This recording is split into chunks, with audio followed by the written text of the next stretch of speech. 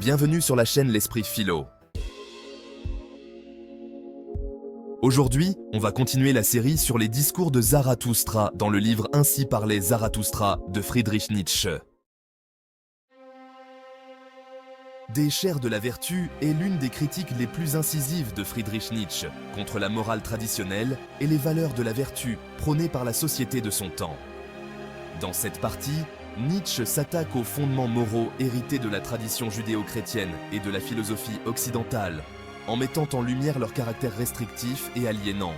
Son analyse invite à repenser radicalement la notion de vertu, non pas comme une soumission aux valeurs imposées, mais comme une expression authentique de la vie.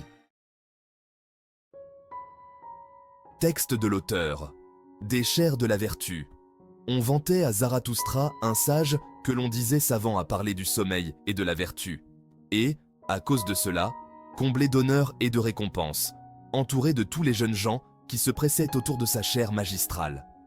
C'est chez lui que se rendit Zarathustra, et, avec tous les jeunes gens, il s'assit devant sa chaire. Et le sage parla ainsi, « Ayez en honneur le sommeil et respectez-le, c'est la chose première, et évitez tous ceux qui dorment mal et qui sont éveillés la nuit. » Le voleur lui-même a honte en présence du sommeil. Son pas se glisse toujours silencieux dans la nuit. Mais le veilleur de nuit est impudent, et impudemment il porte son corps. Ce n'est pas une petite chose que de savoir dormir. Il faut savoir veiller tout le jour pour pouvoir bien dormir. 10 fois dans la journée, il faut que tu te surmontes toi-même. C'est la preuve d'une bonne fatigue, et c'est un pavot pour l'âme.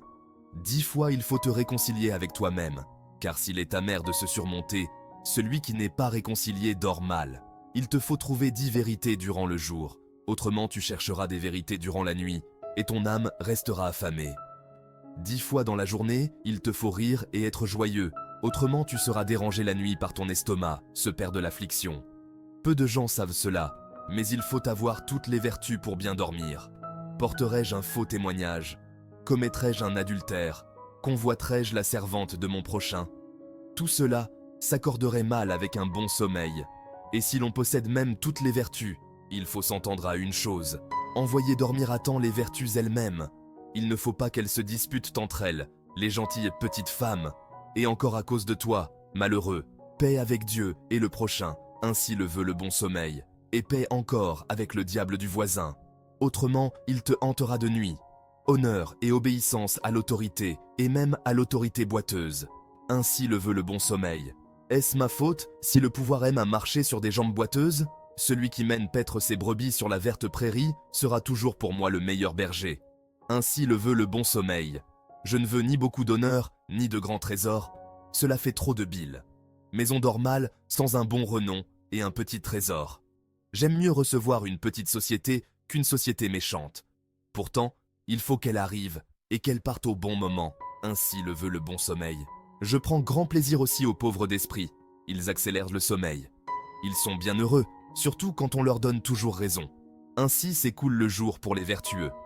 Quand vient la nuit, je me garde bien d'appeler le sommeil. Il ne veut pas être appelé, lui qui est le maître des vertus. Mais je pense à ce que j'ai fait et pensé dans la journée.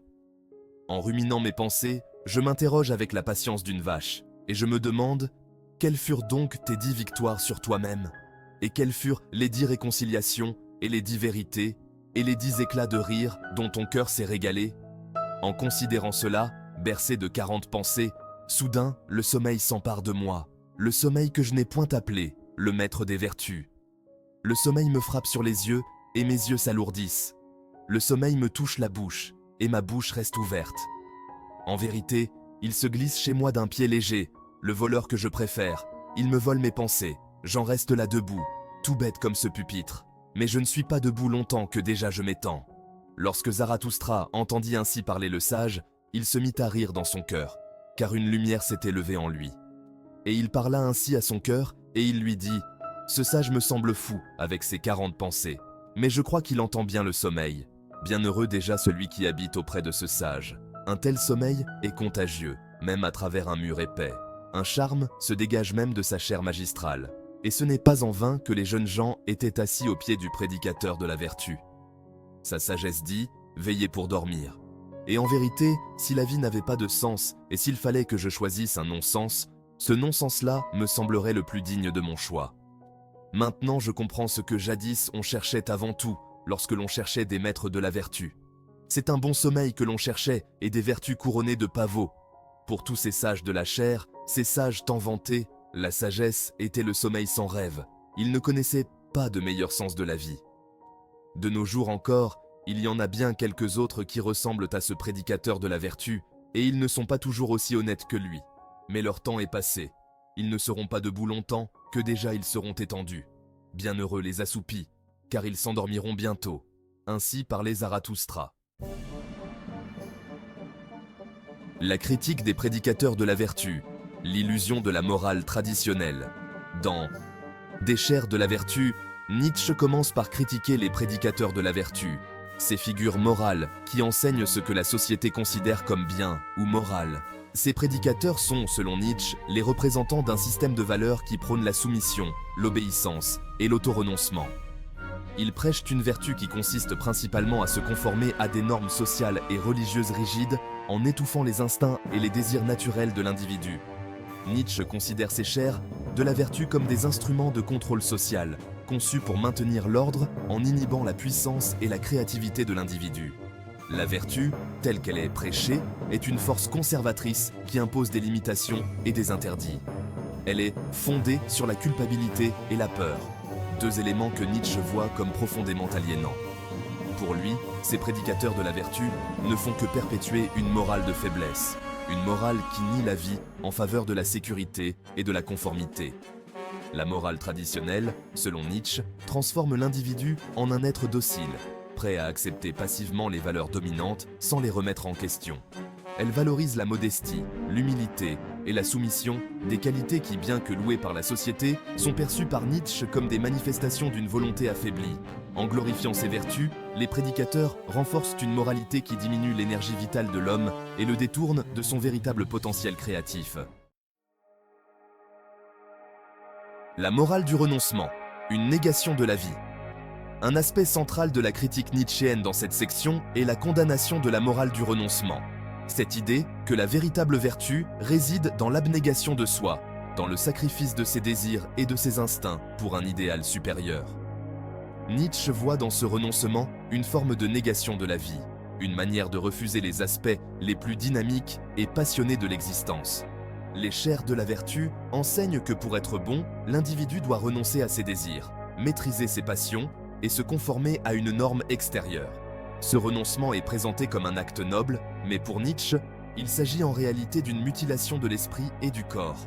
La vertu devient alors synonyme de faiblesse, d'un affaiblissement volontaire qui empêche l'individu de vivre pleinement et intensément. Nietzsche dénonce cette moralité du renoncement comme étant contre nature. Pour lui, les instincts et les passions ne sont pas des forces à réprimer, mais des manifestations essentielles de la vie. La véritable vertu, selon Nietzsche, ne réside pas dans le contrôle et la suppression de ces forces, mais dans leur expression authentique et créative. Il appelle à une réévaluation des valeurs, où la vie, dans toute sa puissance et sa complexité, est affirmée plutôt que niée. La fausse vertu des faibles, une morale du ressentiment. Nietzsche va plus loin en suggérant que la vertu prêchée par les chers de la vertu est en réalité une expression du ressentiment. Ce ressentiment provient des faibles, ceux qui, incapables de vivre pleinement, se vengent en glorifiant la faiblesse comme une vertu. Selon Nietzsche, ces individus ont retourné leurs propres limitations en principes moraux universels, imposant leur morale du renoncement à tous. La fausse vertu des faibles est ainsi une manière de justifier leur propre incapacité à embrasser la vie dans toute sa force. Plutôt que de reconnaître leur propre faiblesse, ils la transforment en norme morale et en font un idéal à atteindre. Pour Nietzsche, cette inversion des valeurs est profondément perverse, car elle décourage l'excellence, la puissance et la créativité, des qualités qu'il considère comme essentielles pour l'épanouissement humain. Les chers de la vertu, en promouvant cette morale du ressentiment, maintiennent l'individu dans un état de médiocrité. Elles célèbrent la modestie, la compassion et la soumission, non pas parce que ces qualités sont intrinsèquement bonnes, mais parce qu'elles servent à renforcer l'ordre établi, à maintenir les puissants à leur place et à empêcher les faibles de se révolter. Nietzsche voit dans cette fausse vertu une trahison de la véritable nature humaine, qui est de viser toujours plus haut, de créer et de dominer. vers une nouvelle conception de la vertu, l'affirmation de la vie.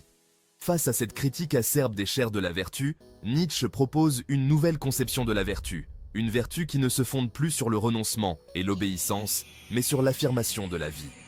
Pour Nietzsche, la véritable vertu réside dans la capacité de l'individu à exprimer pleinement sa volonté de puissance, à vivre selon ses propres valeurs et à créer de nouvelles significations sans être lié aux conventions morales de la société.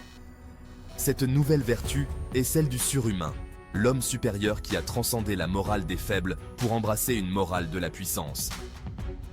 Le surhomme ne suit pas les préceptes des chers de la vertu. Il crée ses propres valeurs en fonction de sa propre volonté et de ses instincts. Sa vertu est une vertu de la vie, une vertu qui affirme le dynamisme, la créativité et l'énergie vitale. Nietzsche appelle à un renversement des valeurs, où la vie est célébrée dans toute sa richesse et sa diversité, et où les instincts et les passions ne sont plus réprimés, mais intégrés dans une existence pleine et entière. Il prône une morale qui ne soit plus fondée sur la culpabilité et la peur, mais sur la joie, la force et la liberté de l'individu. Conclusion: la libération de l'individu et la redéfinition de la vertu. La section des chers de la vertu. Dans Ainsi parlait Zarathustra, représente une critique radicale de la moralité traditionnelle et des valeurs de vertu imposées par la société. Nietzsche met en lumière les mécanismes par lesquels ces valeurs oppriment l'individu, en l'empêchant d'atteindre son plein potentiel. Pour Nietzsche, la vertu telle qu'elle est prêchée par les chers de la vertu est une force conservatrice qui maintient l'individu dans un état de faiblesse et de soumission. En déconstruisant cette notion traditionnelle de vertu, Nietzsche invite à repenser la moralité de manière radicale.